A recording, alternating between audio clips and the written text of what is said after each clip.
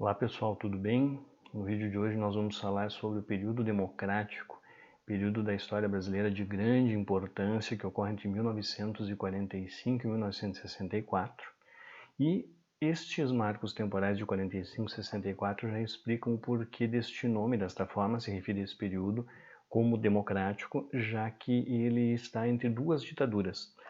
Em 1945 se encerra a ditadura do Estado Novo, liderada por Getúlio Vargas de 37 a 45, e em 1964 tem início então o regime civil militar que inicia a partir do golpe de Estado dado entre 31 de março e 1º de abril de 1964.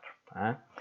Esse período democrático ele vai estar imerso, ele vai estar completamente condicionado pelo contexto de Guerra Fria.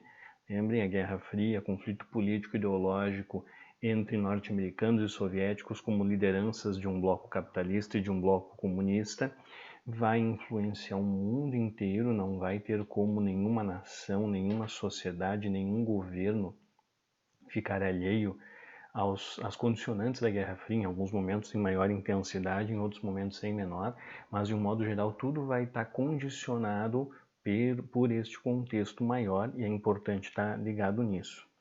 E por fim é interessante lembrar que esse período pode aparecer lá nos vestibulares e Enems da vida, e ele é muito comum de aparecer nesses concursos. Ele pode ser chamado de outros nomes também. Um deles é Quarta República. E por que Quarta República? Porque a cada Constituição republicana nova tem-se a ideia de que inicia uma nova república, um novo formato republicano. O Brasil tinha a sua Constituição de 1824 do Império, a primeira Constituição, aquela termina, ela é eliminada com a proclamação da República, e aí vem as constituições republicanas, a de 1891, a de 1934 e a de 1937, a polaca, aquela que foi outorgada pelo Getúlio Vargas. E é interessante quando a gente chegar a falar nesta quarta Constituição Republicana, e por isso Quarta República, o nome do período também, ainda que seja mais incomum aparecer dessa forma, mas é interessante notar que esta Constituição de 46 ela vai ser muito influenciada pela polaca, pela Constituição de 37, porque a polaca era uma Constituição autoritária e que marca de maneira muito significativa esse período ditatorial. Então a ideia da Constituição de 46 é se distanciar o máximo daquilo que representou a polaca e o próprio regime do Estado Novo. Bom, também é chamado de período liberal, em função desta Constituição de 1946, por isso a oposição autoritária, e por fim de república populista. E aí vem esta pergunta, e aí é mais comum de fato aparecer essa expressão período populista, república populista, entender o que é esse tal de populismo. Vamos lá. Primeira coisa interessante notar a necessidade de fazer uma distinção daquilo que seria uma espécie de senso comum deste termo e o seu uso acadêmico. Por quê?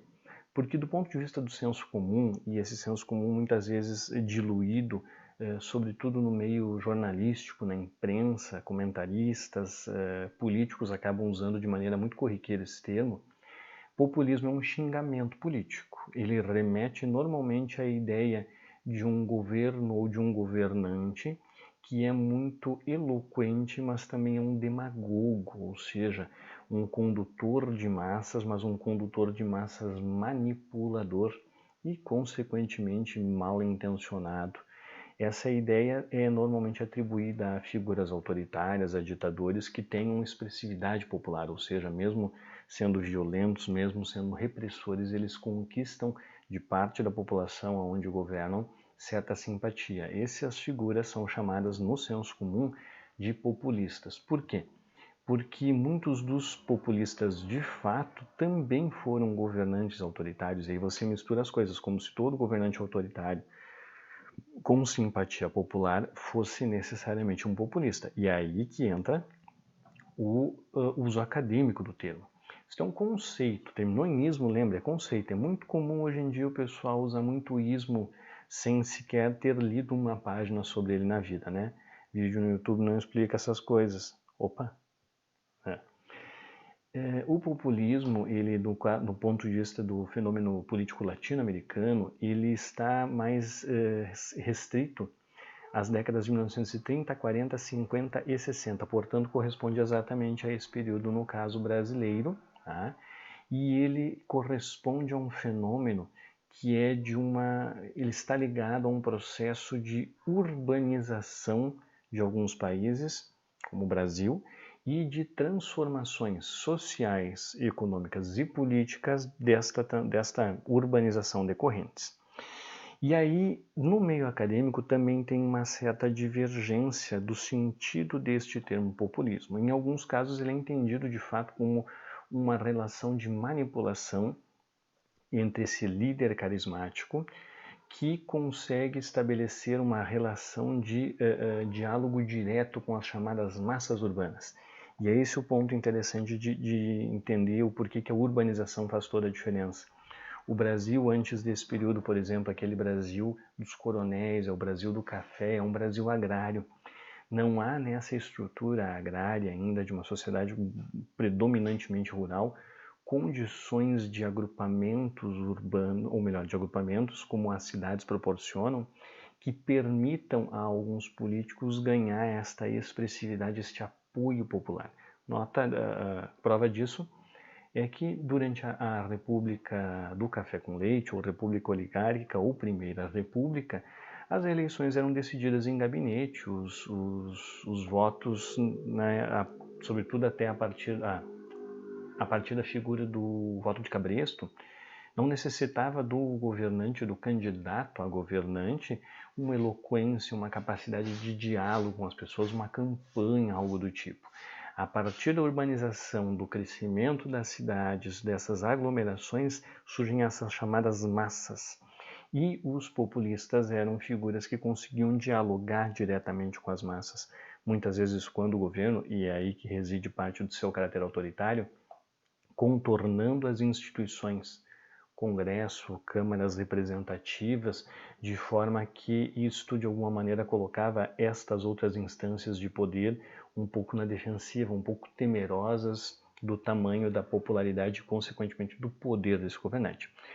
E aí vem esta ideia de que figuras como esses governantes populistas manipulavam a população com esta sua eloquência, com este seu caráter mais, vamos dizer assim, de carisma mesmo, para obter benefícios a si próprios do ponto de vista político.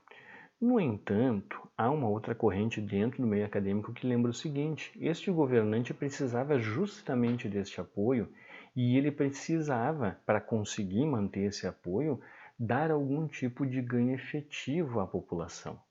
E aí, em vez de você pensar numa simples manipulação, você tem mais uma relação de interdependência, ou seja, normalmente quando se fala no caso brasileiro, a figura que se sobressai como populista é Getúlio Vargas, a ideia de que os direitos trabalhistas, na primeira perspectiva da manipulação, era uma forma de manter o controle sobre a população urbana por este governante. Portanto, ele manipula essas pessoas, fazendo parecer que aqueles direitos, que eram obviamente direitos, foram presentes, foram benesses do governante.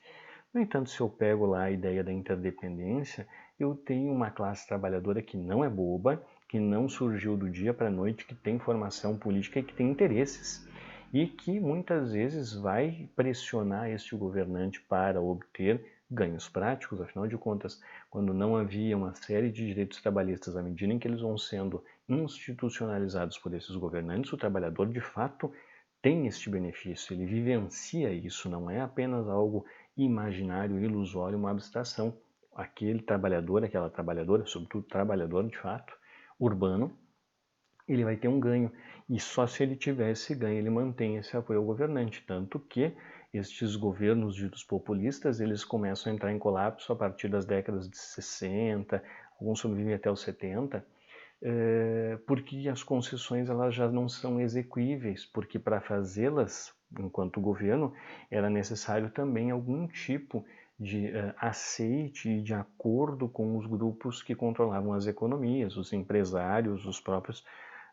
Não chegam a se falar em fazendeiros, porque poucas vezes os direitos chegavam até a porteira, são muito mais urbanos, mas de um modo geral você tem que lidar com as elites dominantes, que nos anos 40, nos anos 50 ainda estavam mais dispostas a algum tipo de concessão, mas à medida em que muitas já foram dadas, qualquer outra mais além passa a ser incômoda, e aí gradualmente as massas urbanas vão pressionando de um lado os governantes populistas, do outro as elites vão tirando aquela sustentação, de forma que eles ficam isolados e acabam caindo.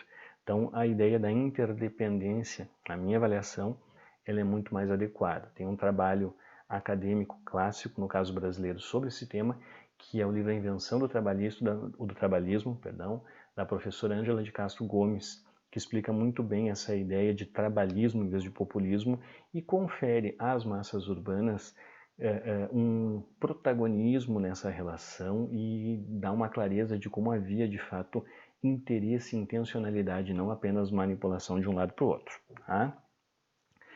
Então, essa liderança carismática e as massas urbanas têm essa relação direta, e é isso que confere um pouco, como eu dizia, daquele caráter autoritário que assustava muitas das figuras que não estavam ligadas a esses líderes carismáticos, que se agrupavam em partidos de oposição quando da existência de partidos, e que viam nesta relação algo muito pernicioso, perigoso para a democracia. Por isso que a ideia de populismo acaba se tornando um xingamento político. E esse populismo latino-americano, como mencionei, ele vai ser um fenômeno histórico verificado entre as décadas de 1930 e 1960, basicamente em 3 países principais. Vamos dar uma olhadinha neles. O primeiro deles é o México, e o grande líder populista, no caso mexicano, é a figura de Lázaro Cárdenas, presidente do país entre 1934 e 1940, pelo PRI, Partido Republicano Institucional, que é um partido que durante décadas controlou a vida política mexicana. E o grande lance de saber que existiu uma figura populista, não precisa nem lembrar o nome dele, mas saber assim, o populismo é um fenômeno ligado à ideia da urbanização. A urbanização ela vai ser tanto mais expressiva nos países latino-americanos, que tinham um contingente populacional expressivo no campo, capaz de poder migrar para a cidade de forma a atender a nascente demanda de mão de obra das indústrias que estão se formando, por sua vez, a partir do excedente de capital da agroexportação. A agroexportação, por exemplo, no caso a brasileira, começa a ter um excedente de capital que vai começar a virar indústria, no caso mais sintomático em São Paulo. E aí você tem uma massa rural, um contingente rural expressivo que vai gradualmente migrando para as cidades, muitos imigrantes inclusive, não necessariamente brasileiros nativos do país, mas também imigrantes estrangeiros, e isto vai formando então esse contingente. Por isso que o populismo ele é tão urbano. Mas no caso mexicano, e toda essa explicação é para chegar aí, o Cárdenas é um dos caras que faz as reformas, são todos governantes reformistas na medida em que criam direitos e vão fazendo adaptações às estruturas econômicas. O Cárdenas é o único que consegue fazer reformas que alcançam o trabalhador rural, diferente dos outros 2 exemplares do populismo latino-americano. Quem são eles? Segundo, Juan Domingo Perón, presidente da Argentina entre 1946 e 1955, e que desde a sua... ele vai ser presidente de novo, eleito em 1973, mas ele morre no ano seguinte. Mas desde este primeiro governo dele, que na verdade ele foi eleito e reeleito, ele é de fato a figura central da política na Argentina. Ele cria o Partido Justicialista, até hoje o principal partido no país, que a maioria sequer chama de justicialista, mas de peronista, por esta influência dele. Ainda que dentro do Partido Justicialista você tenha várias correntes, na maioria das vezes até bastante distintas. Tem justicialista de tudo quanto é tipo e tamanho. E na foto aqui ele aparece junto daquela que era talvez o seu maior carisma, mais do que ele mesmo, o Juan Domingo Perón, que foi a sua esposa Eva Perón, ou Evita, que foi primeira-dama da Argentina de 46 até a sua morte em 1951 ou 52, agora não me recordo bem, ela morre de câncer bastante jovem, e com isso, inclusive, boa parte daquele carisma e da capacidade de diálogo do Perón com as massas foi abalado, porque ela era um elemento importantíssimo nessa relação. Ela era parte do carisma nesse governo, ela era parte da forma de dialogar com as massas, com a CGT, né, a Central Geral de Trabalhadores e outros sindicatos importantes naquele momento.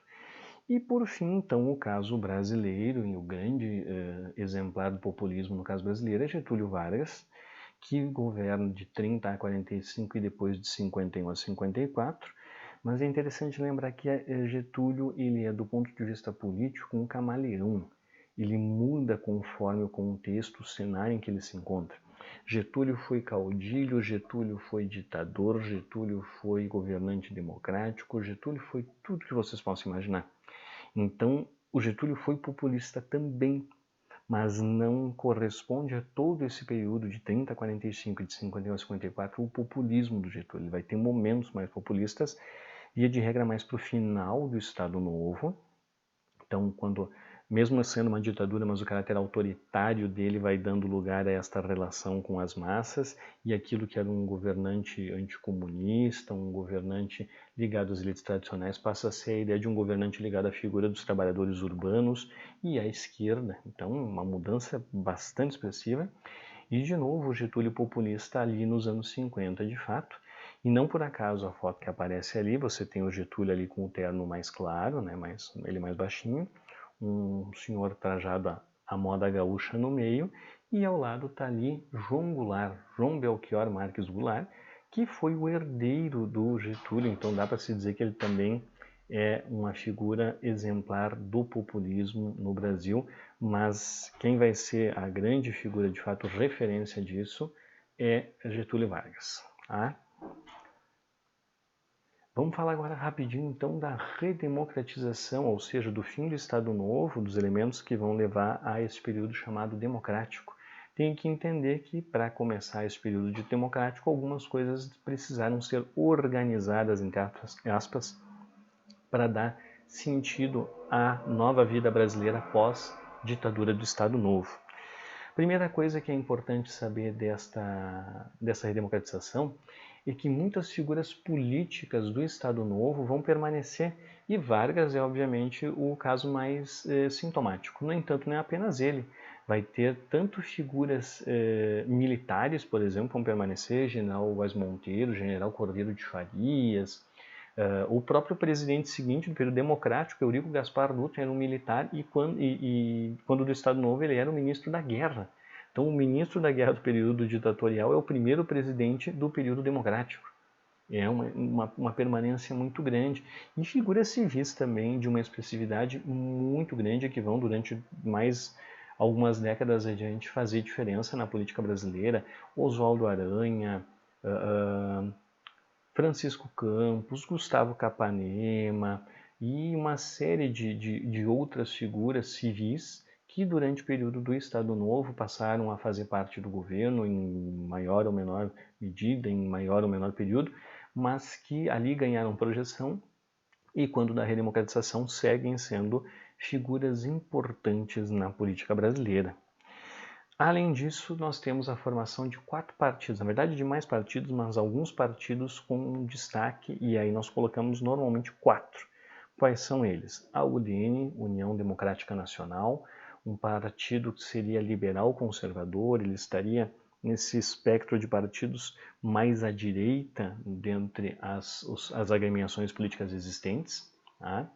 E este partido ele vai ter, além desse caráter liberal conservador, liberal do ponto de vista da economia, é o partido que vai agregar empresários, que vai agregar figuras desse setor nascente da burguesia nacional, mas ao mesmo tempo é um partido que vai agregar sobretudo figuras anti-Vargas. Ele é o partido que vai, de alguma maneira, concentrar todos os anseios contrários à figura de Getúlio Vargas. Não por acaso, simbolicamente, ele traz no próprio nome a ideia de democrático para se opor à ditadura findada logo antes com o Vargas como ditador. E desse partido, talvez a figura mais expressiva durante um bom tempo, foi um grande inimigo não apenas do Vargas, mas principalmente dele, foi Carlos Lacerda, que esteve envolvido enquanto um ferrenho opositor, tanto no suicídio do Vargas, quanto na renúncia de Jânio Quadros, quanto no golpe que derrubou João Goulart, e sempre ligado a esta figura da UDN. A UDN, então, ela é esse partido mais à direita, liberal conservador, anti-Vargas ao extremo, e que não consegue, não tem base eleitoral para chegar no poder durante o período.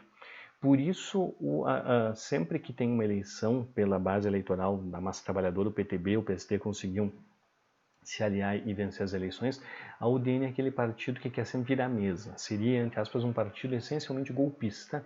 Golpista no sentido de que, na medida em que não consegue eleitoralmente chegar ao poder, quer virar a mesa, quer quebrar a institucionalidade, então fomenta esta instabilidade política, que vai ser uma das grandes marcas do período. E os seus líderes vão estar envolvidos em diversas conspirações também nesse período. O Partido Social Democrático, ou PSD, que seria uma espécie de partido de centro, e aí você tem um partido que ele não tem, apesar do nome social democrático, são palavras que ali aparecem de maneira muito aleatória, porque a ideia desse partido ele não tem uma fundamentação ideológica. Ele é um partido mais fisiológico, ou seja, um partido ligado ao poder. Lembra muito um partido na política atual chamado MDB. E esse partido fisiológico, então, ele vai congregar muitas das lideranças políticas regionais, alguns até antigos coronéis que vão permanecer enquanto figuras políticas expressivas nas suas regiões. Tá? E isso faz com que o PSD tenha uma expressão muito grande. Então, esses antigos coronéis ou lideranças políticas locais têm as suas bases eleitorais consolidadas, e isso faz com que o PSD tenha uma boa margem de votos, e por isso seja um partido sempre, vamos dizer assim, cobiçado para se ter aliança, seja por parte da UDN mais à direita ou pelo PTB mais à esquerda.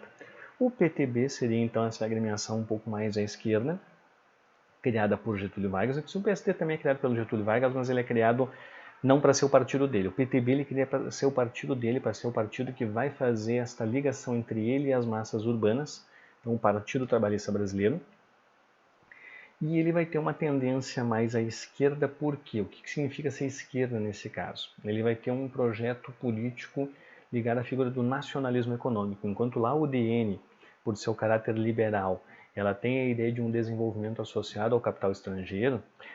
O PTB vai ter sempre a defesa da ideia de um projeto de desenvolvimento nacional ligado ao capital nacional e muitas vezes ao capital estatal. Então você tem aí um partido que congrega trabalhadores, que tem a figura de Vargas como seu protagonista e que por esse caráter nacionalista economicamente falando, ele está mais no campo da esquerda e tem uma larga margem de eleitores, de trabalhadores urbanos. Mas ele não era hegemônico, ele divide esse eleitorado com o PCB, o Partido Comunista Brasileiro, que ali está com asterisco. Por quê? Porque ele não é criado nesse momento, ele só volta à legalidade. O PCB é mais antigo, ele é criado lá em 1922. Para quem quer saber mais um pouquinho sobre isso, dá uma olhadinha no vídeo lá sobre o final da República Velha e a Revolução de 30. Tá? Mas de um modo geral é interessante saber que, dado o contexto de final de Segunda Guerra, e naquele momento é muito factível, é muito presente para as pessoas de que quem vence Hitler é a União Soviética. A figura da União Soviética e do comunismo naquele momento tem uma simpatia muito grande de muita gente. Então o PCB ele tem uma popularidade e muitos intelectuais são ligados a esse partido. Um exemplo é a figura de Jorge Amado. Jorge Amado se elege deputado federal pelo PCB, mas o PCB ele vai ter uma vida curta na legalidade. Em menos de 2 anos ele volta à legalidade em 45. Em 47 o presidente Dutra coloca ele novamente na ilegalidade. E aí ele apoia indiretamente e com ressalvas o PTB. Então ele soma forças ao PTB. E aí está desenhado então o panorama da redemocratização, um partido mais à direita, liberal conservador e anti-Vargas, um partido de centro fisiológico e que é muitas vezes o fiel da balança nas disputas eleitorais, um partido mais à esquerda, que é o PTB, esquerda no sentido de ser nacionalista econômico, eventualmente reformista, mas que não chega nem perto da ideia do que seria comunismo, porque tem inclusive o PCB que defende os ideais desta corrente política e desse sistema socioeconômico mas que cai na ilegalidade 2 anos depois da sua legalização. E por fim, é interessante notar que o processo de redemocratização contempla justamente a figura de uma Assembleia Constituinte para fazer uma nova Constituição. Essa Assembleia é chamada ao final de 45, em 46, então é promulgada a nova Constituição brasileira, que vai vigorar até 1967, quando o governo autoritário lá dos civis militares vão estabelecer uma nova Carta Magna, bastante restritiva, bastante retrógrada, né, com vários retrocessos em relação a essa Constituição de 1946. Às vezes, em vez de Constituição, aparece a expressão Carta. Não os confundam, nesse caso, Carta com C maiúscula é a mesma coisa que Constituição. Ela tem um caráter essencialmente liberal, lembrem porque ela é um documento que é pensado tendo por referência o Estado Novo e tudo aquilo que não se queria do Estado Novo, da polaca, do autoritarismo. Então ela vai dar muito direito à figura do cidadão, ao indivíduo, e muito limite ao poder do Estado. Tá? É provavelmente a Constituição mais liberal que o Brasil já teve e que, como eu disse, vai ter sua vigência de cerca de 20 anos. Ela estabelecia, entre alguns dos seus elementos, um aspecto que vai ajudar a dar uma instabilidade na política nacional. Estabelecia, no caso do cargo de presidente da República, um mandato de 5 anos, sem direito à reeleição, sendo que a eleição do presidente e do vice eram em separado, o que poderia, e acabou levando em alguns momentos, a eleição de opositores para a presidência e vice-presidência, que obviamente tinha consequências do ponto de vista do entendimento dessas duas esferas e toda a instabilidade que isso podia decorrer. E inclusive não tinha segundo turno, era por maioria simples, então por vezes você não tem também o vencedor, não necessariamente é o cara que foi mais votado, às vezes você tem mais gente que não votou nele do que quem efetivamente votou. Um presidente, por exemplo, absolutamente popular, que foi Juscelino Kubitschek, ele não chegou a 40% dos votos. Então, a ausência de um segundo turno deixava fragilizar um pouco também do ponto de vista do apoio eleitoral algumas dessas figuras. Então, sem segundo turno, eleição separada para vice, tudo isso ajudava a dar uma certa instabilidade, mas era algo que estava na Constituição e assim devia ser seguido. Essa Constituição ela vai consolidar os direitos trabalhistas, ela vai reconhecer os direitos trabalhistas lá da época do Estado Novo, com a CLT e mais alguns dispositivos legais, mas ela não estende esses direitos ao trabalhador do campo, que segue durante ainda muitos anos a história brasileira relegado do ponto de vista do direito, e ela também não estendia aos analfabetos o direito ao voto. Então, durante muito tempo, e o Brasil é uma nação ainda com problemas educacionais bastante severos, naquele momento a taxa de analfabetismo era muito grande e isso fazia com que, na prática, muita gente ficasse excluída da participação na vida política nacional.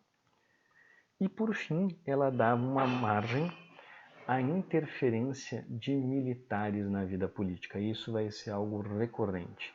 Muitas vezes, ao longo desse curto período, que não chega a 20 anos, são os militares que vão fazer o papel de árbitros da vida política.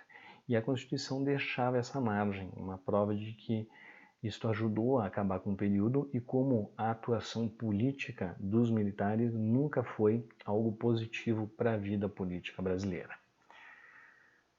Por fim, então, vamos trabalhar rapidinho as características gerais do período, tá? Primeira delas, Vargas segue sendo o centro da vida política nacional. A expressividade dele é tão grande que quando ele é deposto em outubro de 45, ele sequer precisa se exilar. Ele vai para sua fazenda, para uma de suas fazendas no interior de São Borja, a fazenda de Itu, e inclusive figuras nacionais expressivas iam até lá visitar ele, numa época em que, imagine, chegar no interior do Rio Grande do Sul já era difícil. No entanto, era uma espécie de cerimônia de beijamão. Iam lá pedir a bênção política do Getúlio, que conseguiu lá de Itu ainda ser eleito senador por 2 estados diferentes. Quase nunca foi ao então Palácio Monroe, que era a sede do Senado, mas vejam como ele ainda continua sendo a figura de maior expressividade na vida política nacional. E as pessoas nesse período vão se posicionar, quem estava ao lado ou contra ele, era a referência de fato da vida política.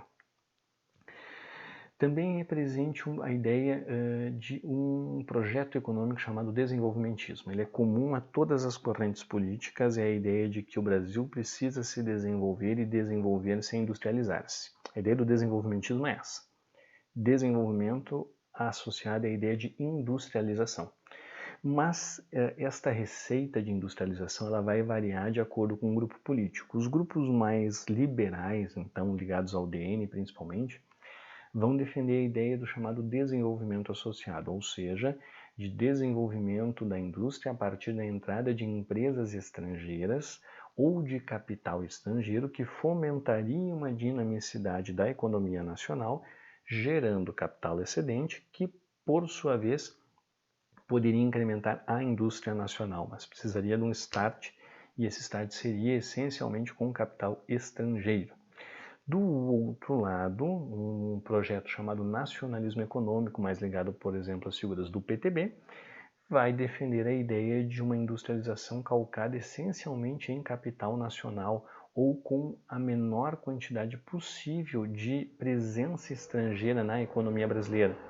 Dada a ideia de que essa presença estrangeira, quando ela ocorria, ela vinha em busca de lucratividade e que esses lucros de fato não ficavam no país, então não gerariam o capital excedente necessário para a geração de uma industrialização nacional. Geraria-se apenas um mercado consumidor dependente de empresas com suas sedes em outros lugares e, consequentemente, canalizando seus lucros para esses lugares. Esse debate, essa disputa, ela vai percorrer praticamente todo o período democrático e talvez o momento mais simbólico dessa disputa é quando da criação da Petrobras. A gente vai ver lá quando for falar do segundo governo Vargas entre 51 e 54.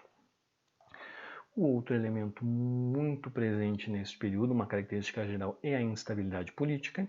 E aí quando você percebe a sequência de presidentes, fica evidente isso. Vejam bem, 5 presidentes eleitos: Dutra, Vargas, Juscelino Kubitschek, Jânio Quadros e João Goulart, eleito como vice, mas que assume a presidência. São 5 governos.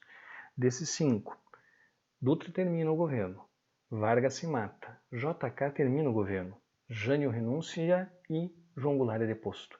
Então, de 5, apenas 2 conseguem estabilidade suficiente para completar os seus mandatos, tirando as sucessivas tentativas de golpe de menor medida, as polêmicas políticas que muitas vezes abalaram figuras, governos tidos como tranquilos, tal como foi o de JK, que teve também muita polêmica, muita instabilidade. Então, a instabilidade é uma marca desse período, muito contribuiu para isso aquele caráter golpista, literalmente, da UDN, que tentava fragilizar a institucionalidade para tentar, a partir dessa fragilidade, ganhar expressão e espaço de poder. E, por fim, nós temos como última dessas características de todo o período a ideia das Forças Armadas como árbitros da vida política nacional. O que isto significa? Os militares acreditavam que tinham para si a missão de interferir na vida política nacional, na medida em que eles seriam, por sua condição de defensores da pátria, os responsáveis por, quando ela estivesse em perigo de alguma ruptura, algum caminho pernicioso, cabia a eles esta defesa. Isso vai muito de uma formação dos militares pós-45, junto aos militares norte-americanos, orientada na ideia da doutrina de segurança nacional, que, para quem não sabe, dá uma olhadinha no vídeo sobre Guerra Fria, mas é a ideia essencialmente de combater um inimigo não mais para além das fronteiras. O inimigo pode ser um inimigo interno, a instabilidade muitas vezes é causada por esse inimigo interno. Neste caso de Guerra Fria, quem seria o inimigo interno? Comunismo. Então é necessária essas forças armadas, não a ideia apenas de enfrentarem um inimigo estrangeiro, fardado, identificável num campo de batalha, mas por vezes também atuar dentro do próprio país, impedindo que este inimigo interno consiga sucesso nos seus planos malignos de conquistar o país. Né? Então, este é o último dos elementos e aí fica muito claro. O Vargas, por exemplo, em 45, ele é deposto por militares, liderados pelo general Góes Monteiro, que foi durante muitos anos aliado do Getúlio. O suicídio do Getúlio em 54 se dá após um ultimato dos oficiais, que eram generais e coronéis, pedindo a renúncia dele. E o próprio golpe lá de 64 também, que é encabeçado por generais como Olímpio Mourão Filho, Golbery Couto e Silva, Humberto de Alencar Castelo Branco e tantos outros que estão todos dentro dessa lógica de imersão na doutrina de segurança nacional que fazia com que eles entendessem como legítima a sua atuação de interferência na vida política como árbitros. De 45 a 64, quando os times ou os partidos brigam, eles são os árbitros. A partir de 54, eles botaram a bola debaixo do braço e decidiram jogar por conta, não deixando mais os times fazer isso. Feito, pessoal. Os próximos vídeos, então, serão sobre os governos desse período democrático, Dutra, Vargas, JK, Jânio e Jango, e espero que esse tenha sido útil para vocês.